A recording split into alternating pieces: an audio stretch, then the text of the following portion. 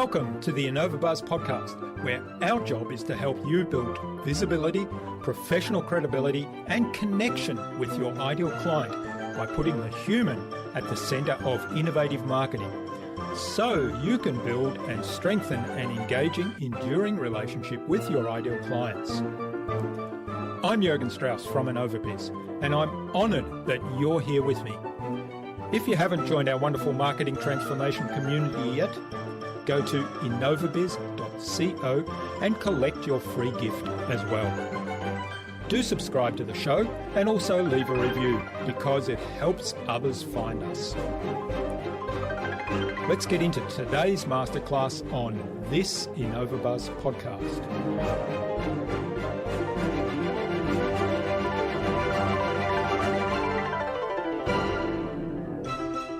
Put those systems and processes in place. So once you start having or finding traction in your business and you're ready to start scaling things up, you can scale at a rapid pace and not have your business break down. Otherwise, if you don't have like those processes and systems in place, I look at that as like the foundation, your building blocks of your business. If you don't have that foundation of being somewhat solid, things will start to crumble once your business starts to take off.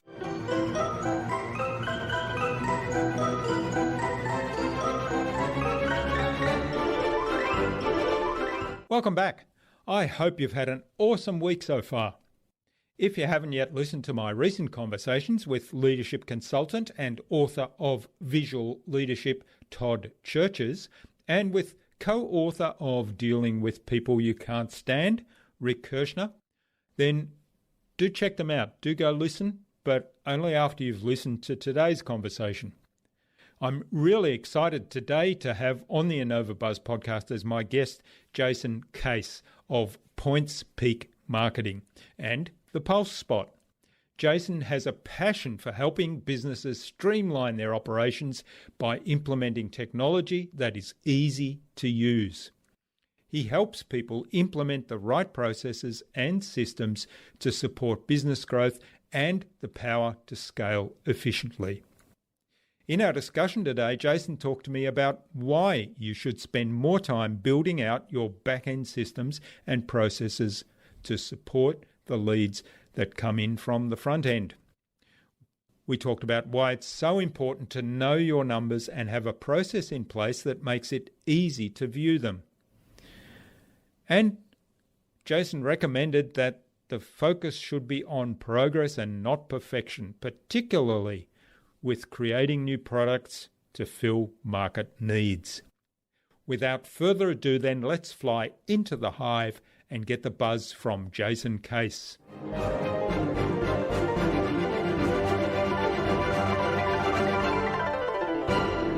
Hi, I'm your host Jürgen Strauss from InnovaBuzz, and I'm really excited to welcome to the InnovaBuzz podcast today from Delaware, Ohio in the USA, Jason Case of Points Peak Marketing and Pulse Technology. Jason is a business automation specialist that helps businesses streamline their operations by implementing technology that's easy to use. Welcome to the InnovaBuzz podcast, Jason. It's a real privilege to have you as my guest. Thanks for having me on. Ken Wentworth, who is our guest on episode 304 of the InnovaBuzz podcast, suggested that we have a conversation with you. So big hello to Ken. Yeah, big shout out. Thanks for the invite. Now, Jason, digital marketing and marketing automation, how did you get involved in that? Oh man, crazy. I didn't go to school for it or anything. I just kind of stumbled into it and found my passion. So as a previous business I had was a printing business, and that was started back in 2008 when the economy in the U.S. kind of was tanking at the time. And I had to find innovative ways to grow my business, and I started looking online at strategies that way. And that's what kind of got me into the digital marketing world by growing that business. And we had a lot of success with that. Those strategies, and I just kind of fell in love with doing digital marketing, and we grew that business to an international level. I sold it back in the end of 2014, and started a marketing agency because that was my passion, and kind of pursued it that way. And that led into a lot of different other things as well. Business automation also came from growing that business, of just kind of the hurdles of growing so fast. And, we'll probably elaborate on a lot of the other stuff that comes into that later down the road too. So, Yeah. So Points Peak Marketing is your digital agency. Is that correct? that's correct. Yeah, it's a digital Yeah. marketing agency. So we're kind of shifting focus on that side now, more into the automation side of things, to help consult people, uh, just building out marketing, sales funnels, things of that nature. We used to, we still have a handful of clients that we work with on an SEO basis, and, some of the other managing Facebook ad accounts. We definitely still do coaching and consulting on that side of things, but we're shifting a lot of our focus into the actual like automation and the back end build out of stuff that really helps support like inbound leads or leads that are coming in from your sales team. So that's more software and tools. That's correct. And that would be my other business, Pulse So Technologies. yeah, yeah. All right. So who's the ideal client then for the Pulse Technology? We deal with a lot of consulting companies. So they and smaller businesses that are looking to scale up. So that's usually they have a handful of employees, got some traction, some revenue already, and are looking just from a perspective of how to automate a lot more of their business functions, and how to streamline their processes, and really support the current customers they have, get more business out of them, and also convert more of the leads that are coming in to their business to customers. All right. Well, so let's ask a fundamental question then. What's the purpose of the automation software that you put together, and what are some of the things it helps people do? Yeah. So I mean, there's a lot of marketing automation software out there. Obviously, we've used quite a few of them. Growing our business and growing other businesses that we consult with on the marketing agency side. Pulse actually started just as like a side project, kind of to fill the gaps of some of the softwares that were, out there that, we couldn't find the features that we wanted. So we just kind of started building this for our own internal purposes. And one of our fastest growing market or companies that we were working with on the marketing agency needed another software, and I introduced it to them, and that's what we actually used as our beta client, kind of that actually turned into one of the fastest growing franchise systems or franchise model businesses in the world. We took them from like 0 to 200 units in 10 months. So that's what really got the software started. And the whole purpose from that was just to help support their growth and put automation in place. So you got repeatable processes that happen, and it really builds the back end functions out. So everything is really streamlined, so you can handle that scalability. And that's the whole purpose of a software like ours, is to put those systems and processes in place.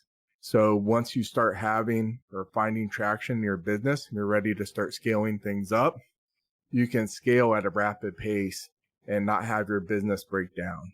Otherwise, if you don't have like those processes and systems in place, I look at that as like the foundation, your building blocks of your business. If you don't have that foundation of being somewhat solid, things will start to crumble once your business starts to take off. So what kind of systems are included then in your software? Yeah. So, I mean, we built out a number of things for clients that we kind of put a templated approach into people, because we found that probably a huge portion of people that get into CRM systems or marketing automation systems, they don't use them because even if they're tech savvy, they just don't have the time to build this stuff out themselves. They're too wrapped up in their business. That's the reason they're trying to reach out and find a software like this, is because they waited too long to, and they're trying to help put out, isn't it? Exactly. So they're trying to help put out some fires in their business. But at that time, they don't have the time because they're busy trying to just keep up with the leads that are coming in, keep up with their current customers, provide good service and stuff like that. So don't have the time to build out the back end processes. So we've built a number of templated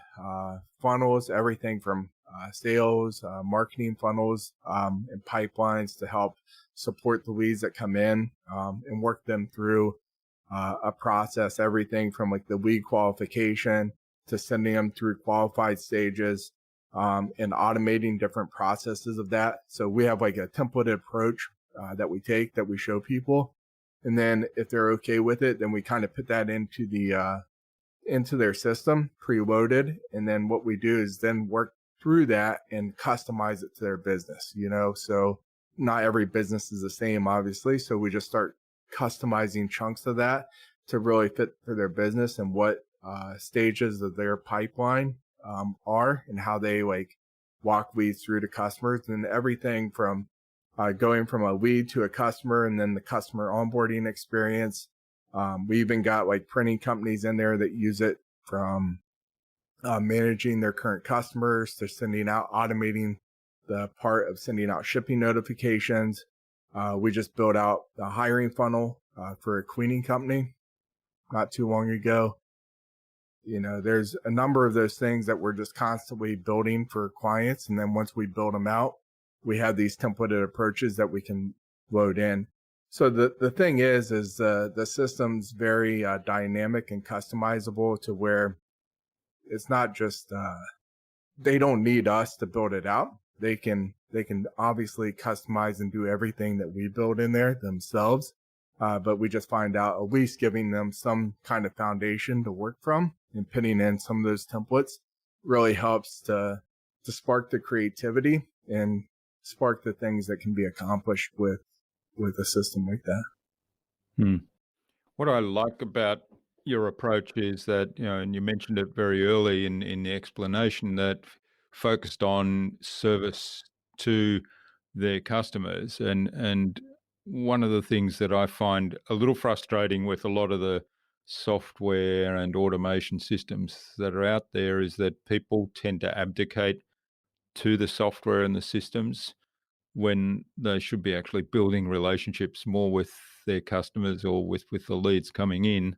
And so I really like that, you sort of started off with to improve the service. And obviously as people scale, it becomes harder to give that personalized service to more people.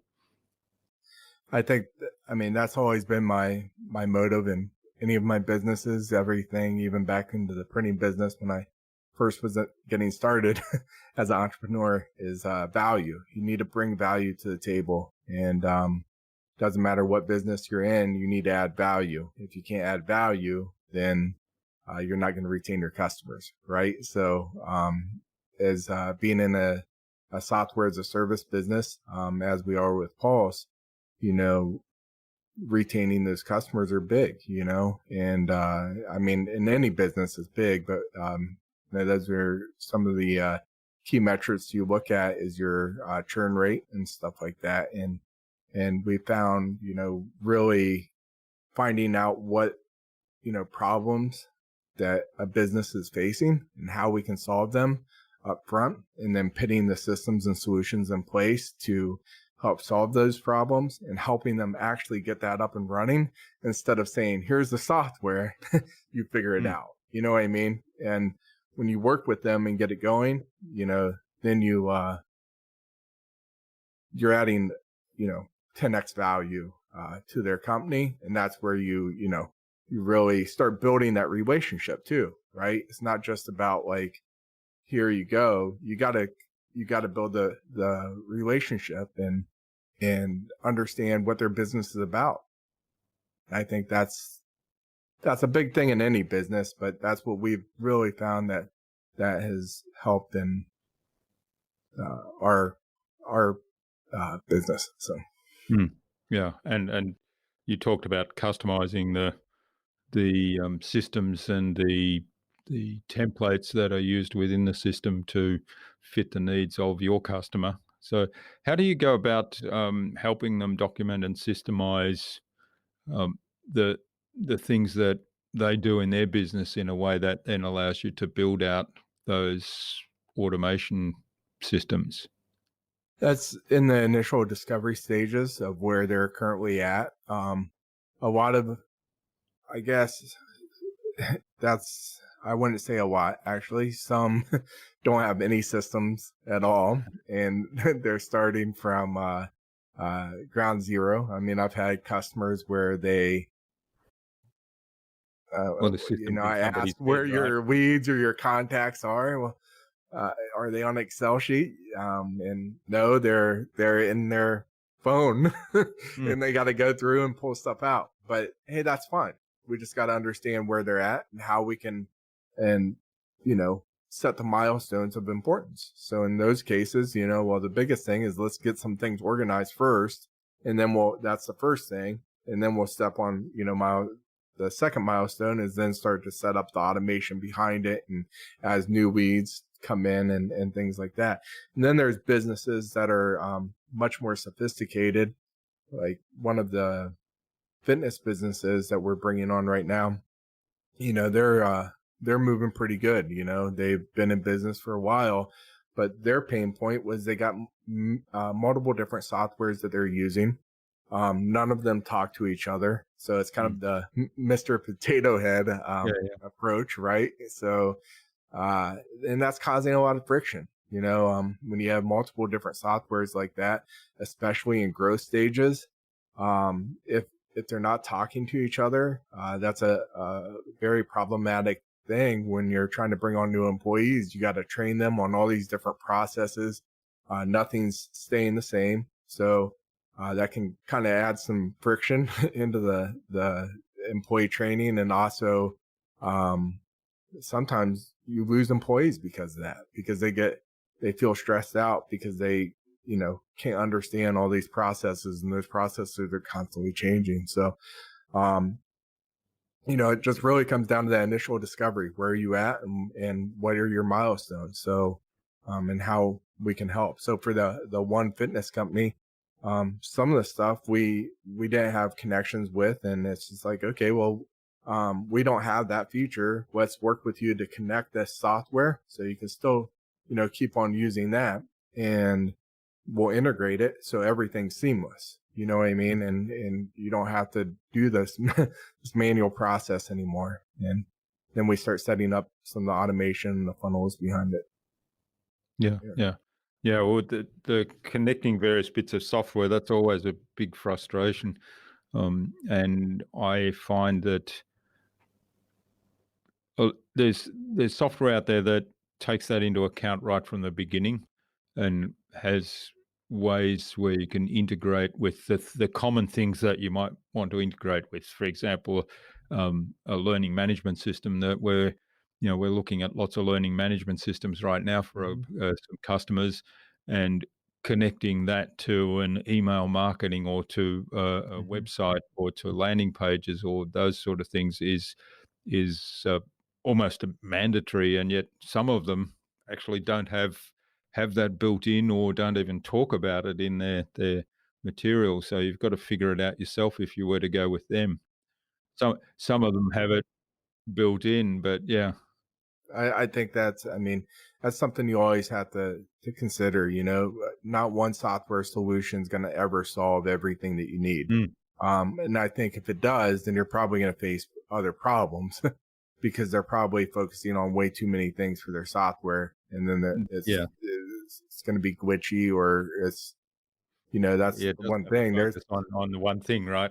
Yeah, there's niches, Mm, right? And there, you gotta understand. what it is that what your lane is, and kind of stay in that lane and not to venture out of it too far. But yeah, you have to integrate with stuff, and being in the cloud now, that's a good thing. You can almost integrate with anything that's out there.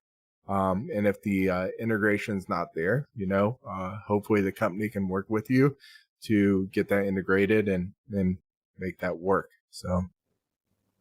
Hmm. All right. Now, talk to us a little bit about the pilot program approach that you took, and was that by design or was it kind of by accident that that customer said, "Oh, here's our frustrations." You recognise that need, and you said, "Hey, we're building this thing for ourselves. Do you want to take a look at that and try it out?" Oh man, that was the fastest I've ever seen the company grow. It was super exciting to be part of it. I, kind of rewinding back to the start of that was me, the CEO, and his brother, the COO at the time. So it's the three of us. We'd go over to his house and we'd work out of his living room. That's where we'd hold our meetings and stuff at, and that was kind of like the war room to get stuff get stuff done at. And obviously, we had our own office too, but I was over there a lot, just working with him and directly of approaches to take. And man, once we started getting traction with it, it was just, it was off to the races, and at that time, he didn't have a CTO in the company. So with my technical background, I started acting not only just as a marketing person for the company, but also acting as kind of like their fractional CTO, I started wearing, even though as a contractor, I started wearing multiple hats in the company. And once he approached the dealership model of scaling, kind of like in a franchise model of bringing in these dealerships to sell their product and so forth, that's when he brought it up. Like, look, the current software that we're using isn't going to actually, and this is the integration thing, right? And this isn't going to really integrate with each of these new dealerships. And we kind of need something to where not only are we managing the customers of each of those new dealerships that we bring on, and when I talk about dealership, think of kind of like a dealership as a new franchise that you're bringing on. That's just how we worded it, was a dealership. And so what we also have to manage the new leads that are coming in that want to be a possible dealership, and we have to manage those dealerships. So from a corporate level, you got to manage the dealerships, but you have to also manage the support, the marketing systems that go into those people, and give them support, and also manage in how they're managing their leads, right? And so that's why they're buying into a platform like that. If a franchise buys a franchise, if a person buys into a franchise, they're looking for that support, right? That's why they went that route. And he saw that, and he's like, look, we need to be able to quickly onboard people and give them the support we need. So what happened, we just kind of fell into that, and we're like, well, let's find, software that does that. So we started looking around, and we couldn't find anything really that was out there. And that's where I stumbled into a blue ocean, where this software that I was working on as kind of like a side project for our own internal stuff was actually getting ready to cross the finish line, or just putting it into a production state, the infancy stages for our own stuff. Turned out to where, like, hey, we can't find anything. Let me show you this that I've been working on for the last couple of years. What do you think?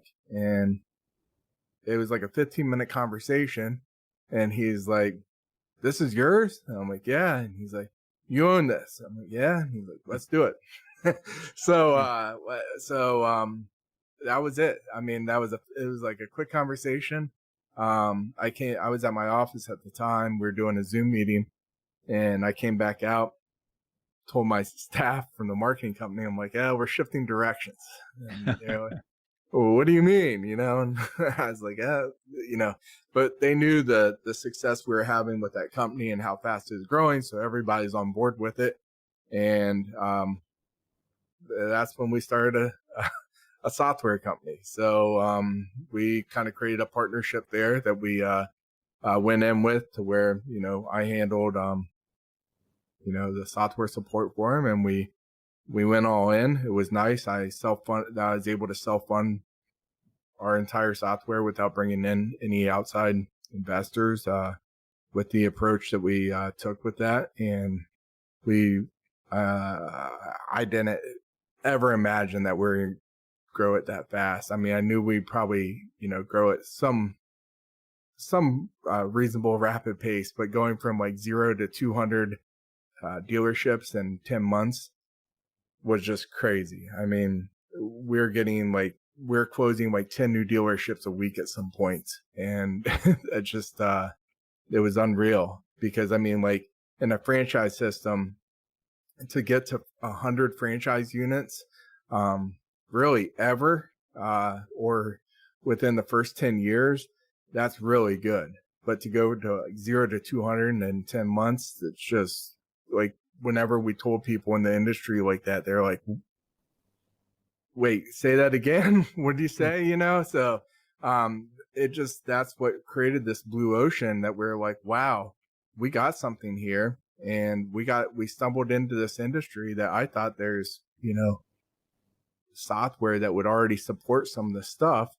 And there wasn't, or some of the stuff out there that was already out there was outdated.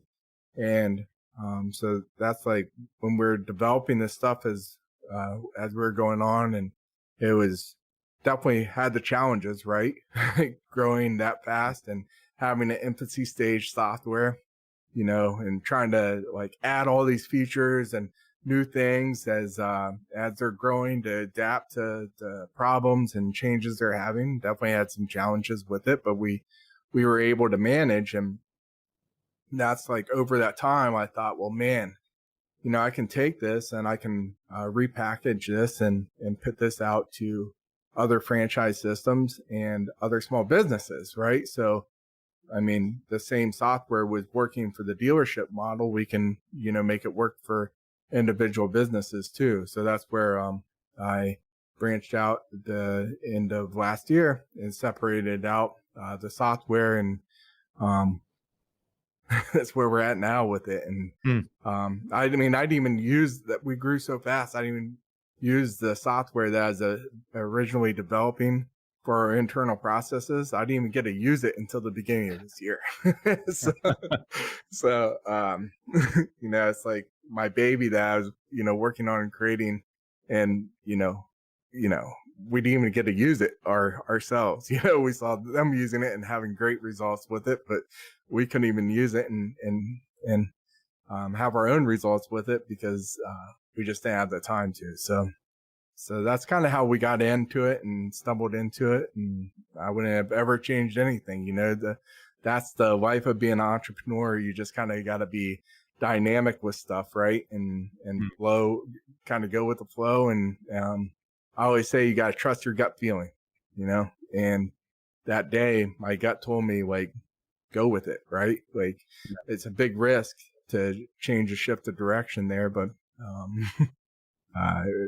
my gut told me, like, hey, this is the right decision, just roll with it. So that's how we got into it. Yeah, it's interesting you say, trust your gut, because I know you're very big on data. So, talk to us a little bit about how knowing your numbers and how you approach that inside the software to track what's going on and to allow you to make decisions based on the data as well as your gut feeling. Yeah, so I mean, that's a big thing of how we grew that business, of how from like a marketing agency, how we work with our clients, right? You have to know your numbers 100%. And I think that's, I guess, rewind back a little bit to like the discovery sessions that we have with people, is that's some of the things that I bring up, like, are you running advertising campaigns? How are you currently tracking it? And I would say the majority of people aren't tracking anything. And,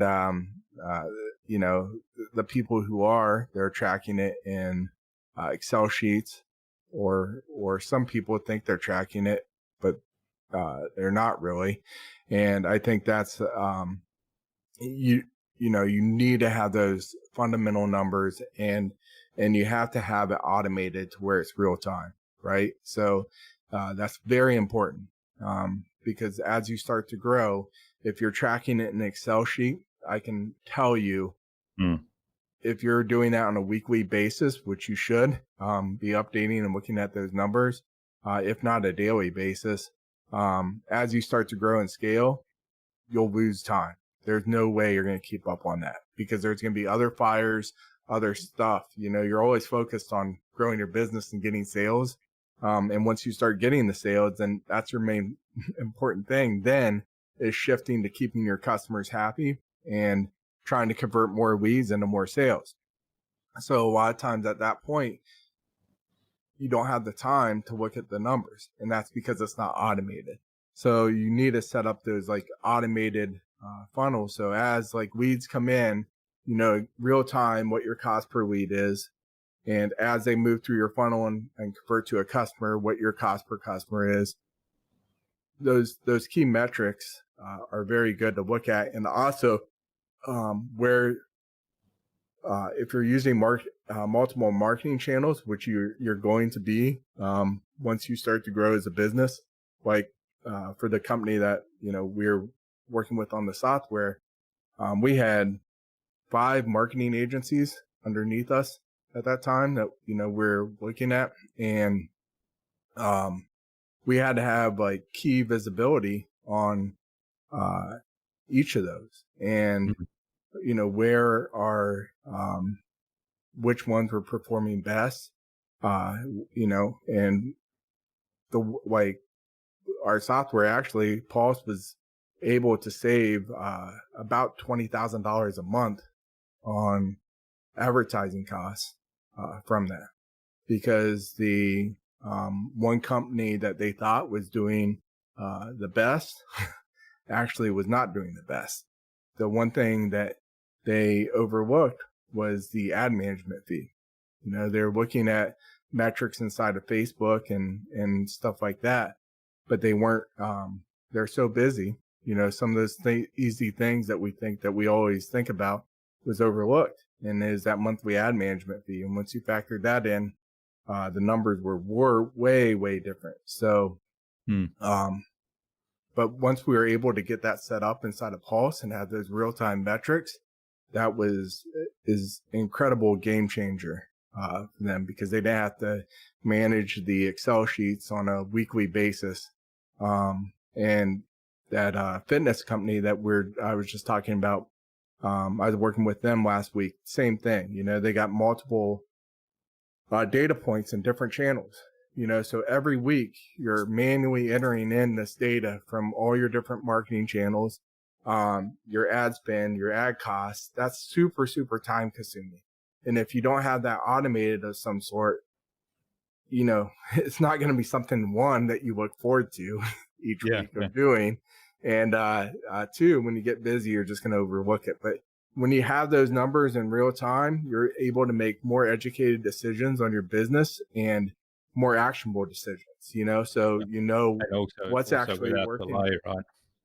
What's that now? Also without delay. So you're getting traction very quickly. If you see, that this thing's costing me more than the other thing I'm doing, and not returning on that investment, then you can quickly make changes as appropriate and affect that. And put money down more on the channels that are working, right? So if you find something that's not working, you can double your money and put more money, take the money from that one channel that's not working and double it down on the channel that is working. So yeah, I think knowing your numbers from many different levels is super important, but not just knowing your numbers, having that automated or mostly automated, so you can see that in real-time visibility. And again, that you talked about administrative tasks, having or saving on those administrative tasks. So there's other savings there, or you've got somebody that suddenly doesn't have to do this entering numbers into spreadsheet so they can spend their time doing something that's much more productive. 100%. I mean, you're not having a lower level person in your company entering those numbers or doing that stuff. One, you're not going to give them visibility and access to that data a lot of times. So it's going to be a higher level person in your company doing it. That higher level person can be doing much more valuable stuff with their time than entering data into an Excel sheet. That's for sure. So yeah, you hit it spot on there. All right. So how can people get their business to a point where they can take advantage of a system like this? I mean, our costs are really reasonable. I mean, for what you would spend on a cup of coffee a day, you can get started with our software, and it's $49 a month. So I'm not talking about Starbucks coffee. I'm talking about your gas station Good coffee. coffee. Yeah, Oh, okay. Yeah. yeah. So I mean, dollar $1.50 a day or so. You can, and I'm not sure what it costs in Australia, but Yeah. Find it tough to get a coffee at that price.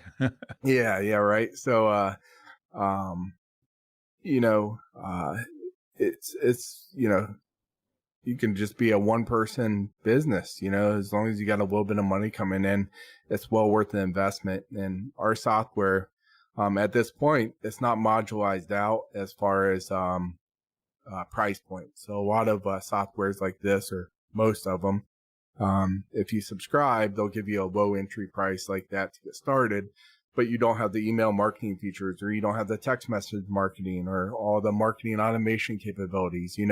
They hit you with a low entry fee, and then they upsell you on those extra features. And with our system, you get the entire thing for that low monthly cost. So. All right. Well, this is fascinating, Jason. I'm sort of impressed at the whole approach, the systemization, the customer-focused approach also, and looking at building out a system from a pilot program, and the self-funding. That's really impressive too. I mean, obviously you're experiencing the same growth along with that one client, but clearly addressing a need that was there rather than simply taking something that you were passionate about and building it out regardless of whether there was a need from somebody else or not.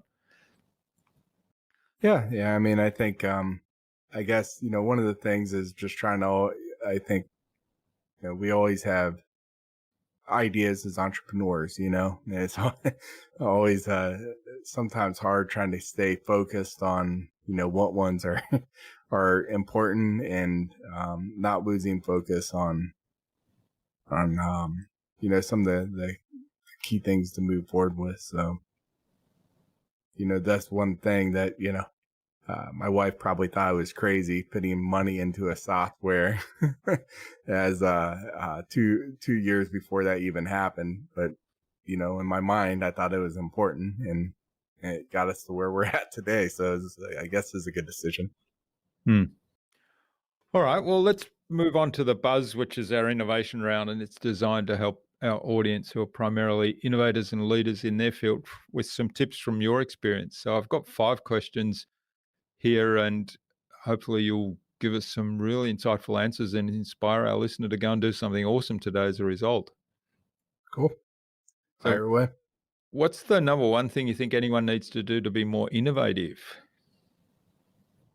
Read. I think reading, listening to podcasts like yours, that's a huge thing.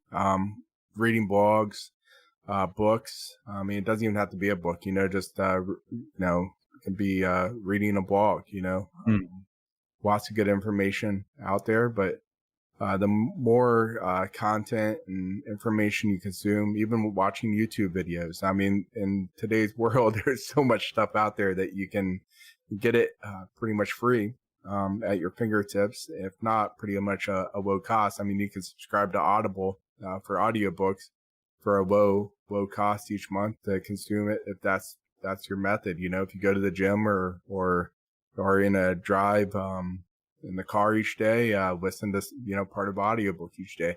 Things like that are just great to start sparking creative ideas and stuff. Yeah, it's amazing, And isn't it, these days with the amount of information that's available? It's almost at a stage where there's so much there that it's hard to kind of stay focused. I've recently moved from Audible to Scribd.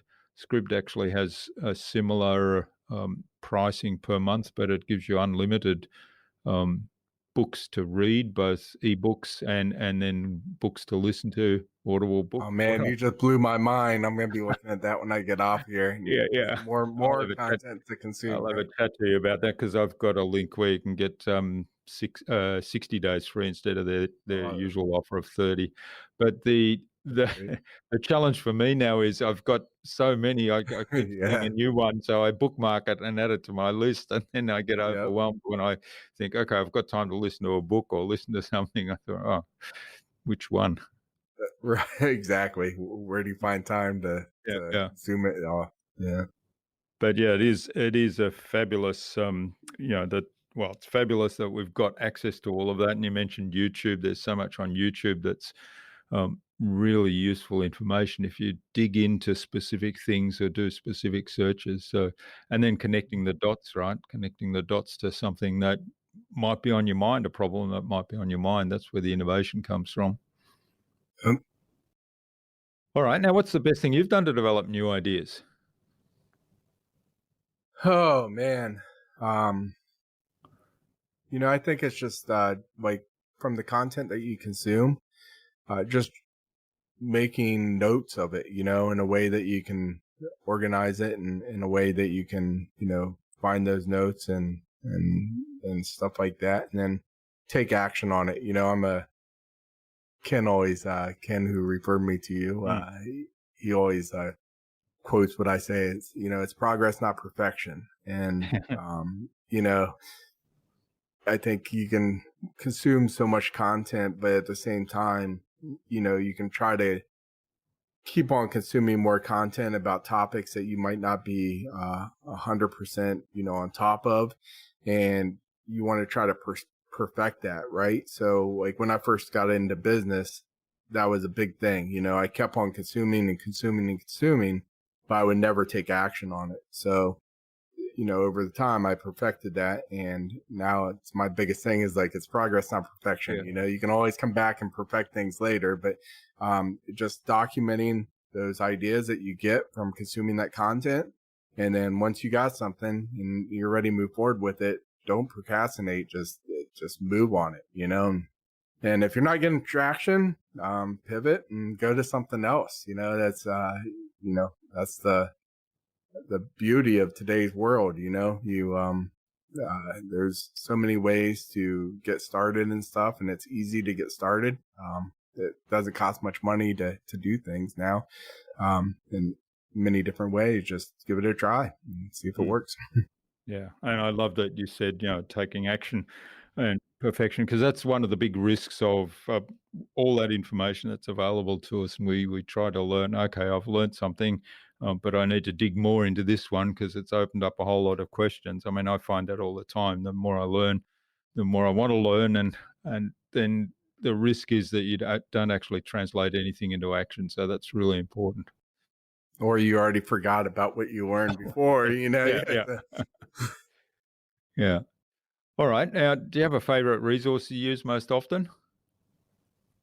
Oh man, I don't know if I have one favorite or not. I think it just depends on like, you know, lately I've been at home much more. We got rid of our office when COVID hit, and I've been working at home a lot more. So before, I would you know, do a lot of audio books, a lot of podcasts and stuff like that. Now I'm doing a lot more video stuff because I just Hmm. wake up super early in the morning before the family gets up, and that's where I can, set my video or at my computer and consume video and Hmm. take notes on stuff and things like that. So, but I just traveled to Pittsburgh, which is a 3-hour drive from us, like a couple weeks ago, and on that drive I consumed podcast, Yeah. so just depends on I guess the time. I don't think I have a favorite. All right, that's great. Yeah, so it really comes back to that, content that's valuable and learning from that. Now, what's the best way to keep a project on track? Project like, the Oh ones man, we've been talking about. this is a big one for me. It's something I've struggled with for my whole, you know, we all, I mean, any business owner, I think, can relate to this. We have so many ideas that come into our heads, and it's like, okay, I'm going to jump over here, and do this. That was a great, this is a great new idea, but that's very counterproductive, right? If you're just Mm, jumping ship from one thing to another, might be taking action on something, but if you don't finish that, then, and you're always constantly starting new things, it's counterproductive. So one thing that I do is I block out my calendar for uh, certain times so to get stuff done. And there's only certain times that I have available for meetings. Now, I have a meeting tomorrow morning with a massive franchise system that can be potentially coming onto our software or wants to learn about it. And they wanted to meet. That was a time that was blocked out on my calendar. Those are times that I shift yeah, my calendar, right? you But yeah, have some flexibility with that, but yeah. yeah, you have flexibility. But if it's somebody that wants to have coffee, I have open meeting slots, and then Mm, if there's no open meeting slots for the next 3 weeks, well, the next availability is 3 weeks out. That I have time to meet and have coffee. And then I have critical meeting blocks that I can have meetings, but those are with clients, or, key business, partnerships and stuff that, they would fall into, I could meet in mm, those critical meeting blocks.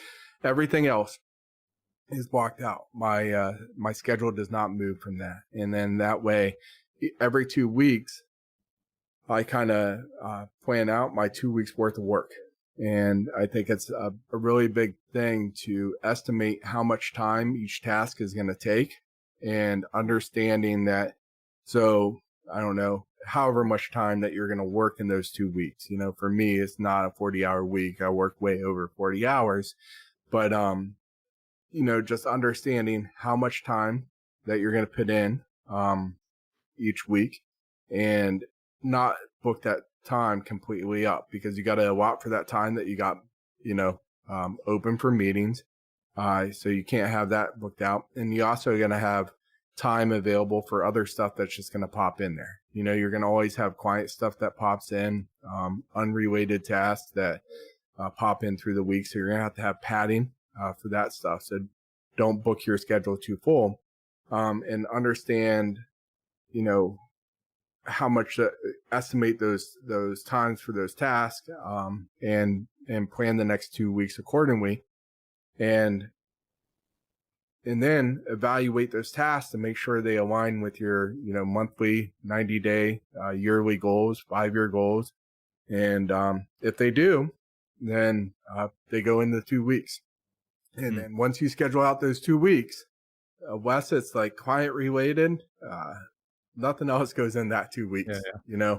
I mean, I can't tell you how many things just popped in my head today that all went to my backlog, Mm, so, I don't want to forget about those, but no way they're going to ever go into, my current, 2 weeks of stuff that I'm working on. They just go into a backlog.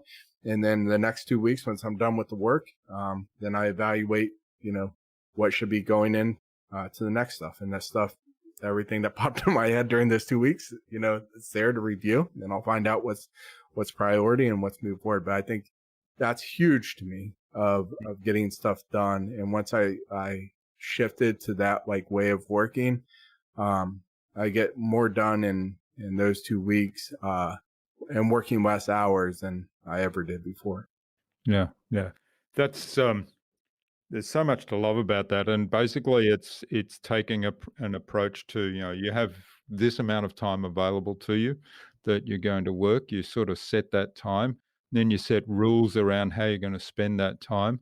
I guess the overarching philosophy being that, if it's not going to move the business forward towards your vision, short, medium, and long term, then it either gets parked to a bonus time, which probably never happens, and and Right. um, Right. and then I like the because I kind of do something similar, but I like the idea of there's a block of availability for meetings that and there's client meetings and there's key contact meetings that are allowed in there, but the casual ones, they're not available for those ones. That's a separate entry. So I really like that. Mm. Yeah. Wednesdays are kind of my days that I have a lot of meetings on. I don't know why I picked that day, just middle of the week, I guess, I usually use Fridays that are just completely blocked off. Like no critical meetings can even be focused that day because that's my focus day. And I try to catch up on anything that I didn't get completed throughout the week. And, if I got a lot of stuff done that week, sometimes I'll just knock off early Fridays, right? Yeah. And that's the joy of being a business owner. So, Reward yourself. Yeah. Yeah, I love it. yeah, I think it's important too to also block Mm. out family time in there too, just time to spend with your family because, as being busy, I could work all the time. That's right. Yeah. If I didn't have that time on the calendar Yeah. too. So. It's a good discipline to have to actually use your calendar there, as you say, to kind of switch off from work stuff and say, okay, it's time for me now, or it's time for the family now. And a lot of business owners unfortunately fall into this trap of we'll have family time when I get this thing up and running, or when I make this much money, or when we get to this point. And of course, that point sort of seems to They're never always happen. going to be next, and it Yeah. keeps on inflating, right? So, Mm. yeah. So. All right. Now, what's the number one thing anyone can do to differentiate themselves? I think that comes just down to your industry. I'd say if you're starting a new business, then really think hard about what problems and stuff that you can solve before you come in. I think that's a big thing. Instead of just going in blindly into stuff, find out what's the unique pain points that aren't being solved in the industry, and then, that's where you can really be unique and come in and add a lot of value. If you're an existing business and you're already out there, I think you need to evaluate your competition and find out the gaps there, and find out the gap analysis and where you can shine. And maybe you aren't doing anything right now much differently. Find out the gaps there and maybe add some structure or different things into your business that can fill those gaps and really helps solve the pain points in whatever industry that you're in. And that's your value prop. That's where you come in and be unique. So. Yeah, I love it. And particularly if that is something that you're passionate about and you're really good at, then it's a brilliant match. You say, hey, there's a gap here and I'm really good at that. I've done that for me. I've proven that I know how to do that. I love doing that. And then there you go. That's the differentiator. Yeah, I think you nailed it there. You have to have a passion about stuff. If you don't have the passion, you're not really going to have the drive to wake up every day. If your drive's just about money, then I don't know. You might have some success of getting it, but it's just not going to be in your heart. You know what I mean? When you find something you're passionate about, you jump up out of bed.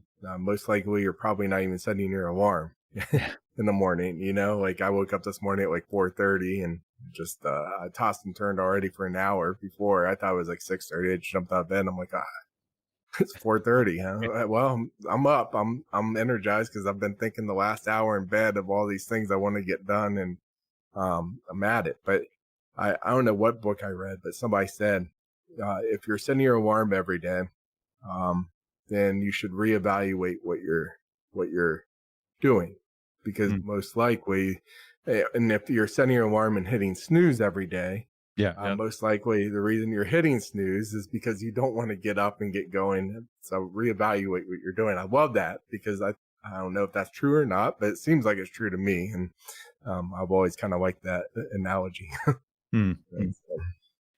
All right. Well, thanks, Jason. This has been really great. Now, where can people find out more about you, find out more about the Pulse Spot, and maybe even get in touch and find out how to get a demo, or say thank you for what you've shared with us today?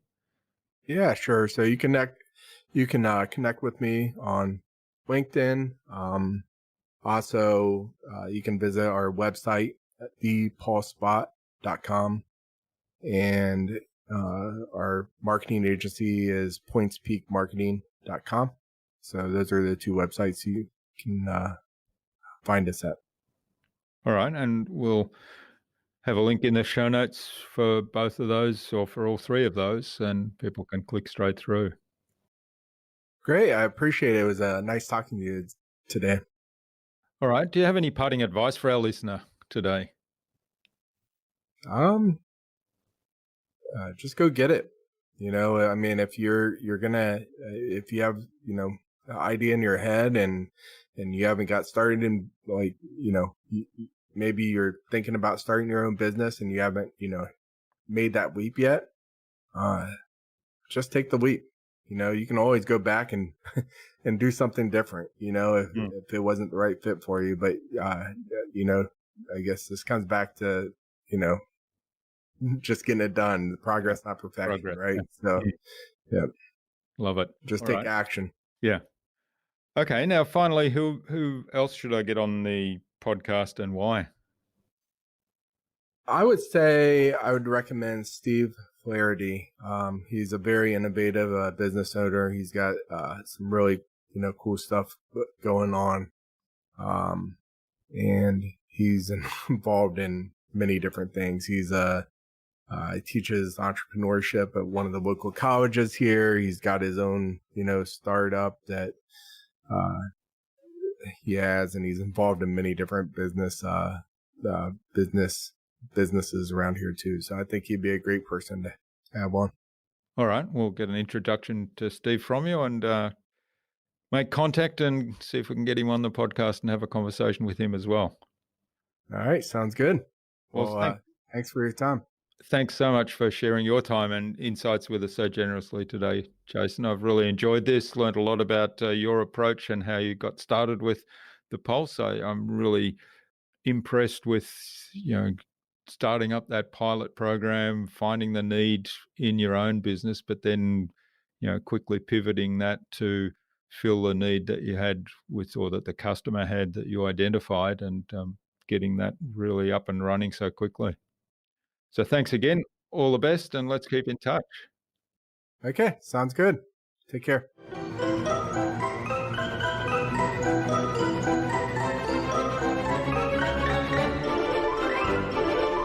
I hope you enjoyed that informative conversation with Jason and took something away from his episode. One of my key takeaways was the idea of solving unique problems, or problems in a unique way, in order to stand out. I'd love to know what you took away from Jason's episode. Do leave a comment below the blog post, which you can find at innovabiz.co/Jason Case. That is JASONCASE, all lowercase, all one word, innovabiz.co/Jason Case. You'll also find contact information there for getting in touch with Jason, as well as links to the Pulse, Spot and Points Peak marketing websites, to his social media pages, and the other resources we spoke about in our conversation today. Jason suggested that we have a conversation with Steve Flaherty of Necotech on a future InnovaBuzz podcast episode. So Steve, keep an eye on your inbox for an invitation from us to the InnovaBuzz podcast, courtesy of Jason Case. Tune in again to the next episodes of the InnovaBuzz podcast, where we've got yet more fantastic guests lined up, including author Ed Cressy and Maxwell Nee of High Performing Coach. Thanks for listening to this episode. Make sure you subscribe to the show to be reminded of new episodes. It's free to subscribe. Leave a review if you like. Even if you don't like me, I'm okay with that. I'm asking you to leave a review because it helps other people find this show. Go to InnovaBuzz.co to join our marketing transformation community and access a free gift my team and I made for you. It's the Marketing Master Mini Class. We want to give you everything you need to transform your marketing into a human-centered, relationship-focused growth engine. Until next time, I'm Jürgen Strauss from InnovaBuzz. Remember, be awesome and keep innovating.